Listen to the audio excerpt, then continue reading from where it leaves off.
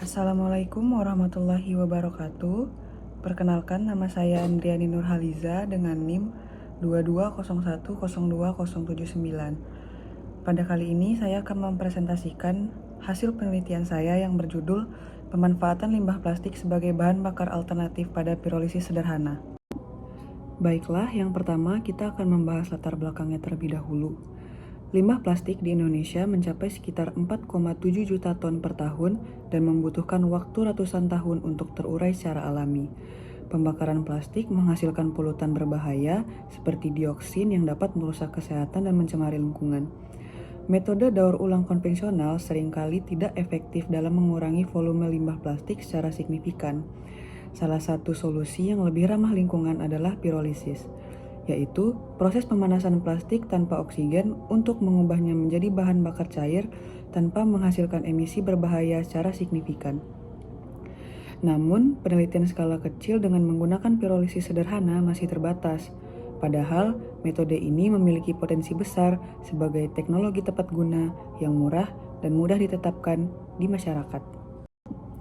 Selanjutnya, rumusan masalah yang terdapat pada penelitian ini. Yang pertama ialah bagaimana proses pirolisis sederhana dapat diterapkan untuk mengolah limbah plastik menjadi bahan bakar alternatif. Yang kedua, jenis limbah plastik apa yang paling efektif diolah menggunakan proses pirolisis sederhana. Yang ketiga, bagaimana karakteristik bahan bakar alternatif yang dihasilkan dari proses limbah plastik. Yang keempat, apa saja faktor yang mempengaruhi efisiensi dan hasil dari proses pirolisis sederhana pada limbah plastik. Adapun tujuan penelitian ini yaitu yang pertama, menjelaskan penerapan proses pirolisis sederhana dalam pengolahan limbah plastik menjadi bahan bakar alternatif. Yang kedua, mengidentifikasi jenis limbah plastik yang paling efektif diolah melalui proses pirolisis sederhana. Yang ketiga, mengidentifikasi karakteristik bahan bakar alternatif yang sesuai untuk digunakan dalam skala kecil. Yang keempat, menjelaskan faktor yang mempengaruhi efisiensi dari hasil proses pirolisis sederhana. Selanjutnya, adapun batasan dan manfaat dari penelitian ini yaitu batasan. Penelitian ini hanya memanfaatkan limbah plastik jenis polietilin atau PE dan polipropilin atau PP yang umumnya ditemukan pada kantong plastik, botol air mineral, dan juga kemasan makanan. Proses dilakukan pada skala laboratorium dengan menggunakan alat pirolisis sederhana yang dirancang untuk tujuan eksperimen, bukan produksi massal. Kemudian ada manfaat. Penelitian ini berkontribusi pada upaya pengurangan limbah plastik yang sulit terurai di lingkungan. Dengan mengubah limbah plastik menjadi energi, volume sampah yang berakhir di TPA maupun mencemari ekosistem dapat diminimalkan, sehingga membantu mengurangi pencemaran tanah, air, dan juga udara.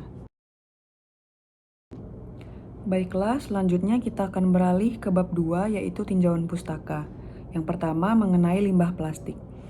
Plastik menjadi material penting karena sifatnya yang ringan, kuat, tahan korosi, mudah dibentuk, dan juga diproses.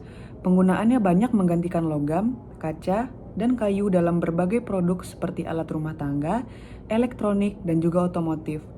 Namun, plastik juga menjadi jenis sampah paling dominan. Plastik adalah polimer hasil polimerisasi monomer yang membentuk rantai panjang. Meskipun memiliki banyak keunggulan, limbah plastik sulit terurai dan sering dibakar, yang dapat melepaskan zat berbahaya seperti CO, CO2, dan dioksin penyebab kanker. Alternatif seperti pirolisis, proses pemanasan tanpa oksigen, bisa mengurangi dampak pencemaran. Namun, daur ulang biasa tidak selalu efektif mengurangi jumlah sampah secara keseluruhan. Selanjutnya ialah mengenai pirolisis. Salah satu solusi ramah lingkungan untuk mengurangi pencemaran plastik adalah mengubahnya menjadi bahan bakar melalui teknologi pirolisis, yaitu proses pemanasan tanpa atau dengan sedikit oksigen yang menghasilkan uap untuk dikondensasi menjadi cairan. Teknologi ini dinilai tepat guna dan berkelanjutan, namun sebagian besar masih diterapkan dalam skala industri. Sementara, penelitian dan pemanfaatan pirolisis sederhana skala kecil masih terbatas. Padahal, alat pirolisis sederhana dengan biaya rendah mulai dikembangkan di wilayah yang memiliki keterbatasan sumber daya. Pirolisis terdiri dari dua jenis, yaitu primer yang menghasilkan arang dan sekunder yang menghasilkan gas seperti karbon monoksida dan hidrogen.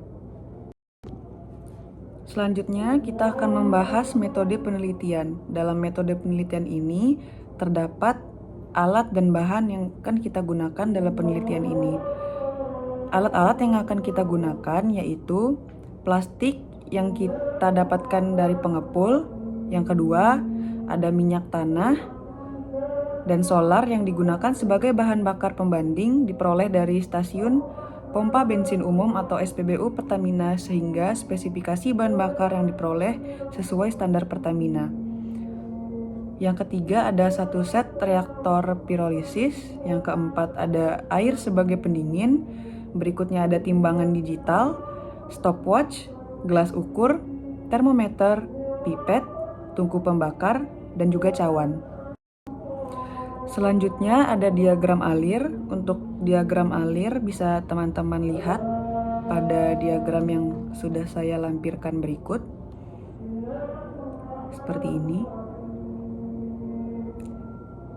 Kita akan mulai dari identifikasi masalah, selanjutnya studi literatur, berikutnya penentuan tujuan dan batasan penelitian, lalu pengumpulan limbah plastik, kemudian persiapan alat pirolisis, selanjutnya proses pirolisis itu sendiri, kemudian pengumpulan produk hasil, berikutnya pengujian sederhana, analisis pembahasan dan hasil, kemudian kesimpulan dan saran.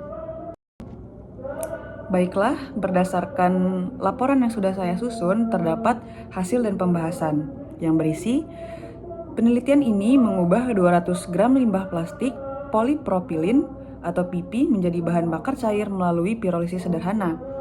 Minyak hasil pirolisis kemudian dibandingkan dengan minyak tanah dan solar berdasarkan 4 parameter utama, yaitu massa jenis, lama pembakaran, temperatur air, dan volume air yang menguap. Yang pertama ialah massa jenis. Minyak pirolisis sama dengan 0,8 gram per mililiter. Lebih ringan dari minyak tanah, tapi lebih berat dari solar, termasuk kategori bahan bakar ringan. Yang kedua ialah lama pembakaran. Lama pembakaran untuk sampel yaitu 5 mili. Di solar terdapat 5,59 menit yang paling lama, kemudian di pirolisis 4,02 menit, untuk di minyak tanah itu tercepat, kemudian lama pembakaran menunjukkan titik nyala minyak pirolisis di antara minyak tanah dan solar. Yang ketiga ialah pengujian pemanasan dengan sampel 15 ml air selama 4 menit, yang mendapatkan hasil minyak tanah sama dengan 80 derajat Celcius, pirolisis sama dengan 75 derajat Celcius, solar sama dengan 74 derajat Celcius, yang mana dapat kita simpulkan pirolisis mampu memanaskan hampir setara dengan minyak tanah. Yang keempat ialah volume air menguap, didapatkan hasil solar 13,2 ml, pirolisis sama dengan 12,6 ml, minyak tanah sama dengan 8,4 ml.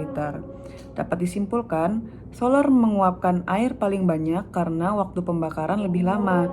Minyak pirolisis menunjukkan performa yang cukup baik dan juga efisien. Baiklah, sekian yang dapat saya sampaikan pada kali ini. Kesimpulannya ialah minyak pirolisis berpotensi digunakan sebagai bahan bakar alternatif pengganti sebagian fungsi minyak tanah atau solar pada skala kecil, khususnya di daerah yang sulit mengakses bahan bakar fosil dengan harga terjangkau. Namun, untuk pemanfaatan yang lebih luas dan komersial, diperlukan proses pemurnian lebih lanjut serta pengujian tambahan guna meningkatkan kualitas, menstabilkan komposisi hidrokarbon, dan menjamin keamanan serta efisiensi penggunaannya. Wabillahi taufik wa hidayah. Assalamualaikum warahmatullahi wabarakatuh.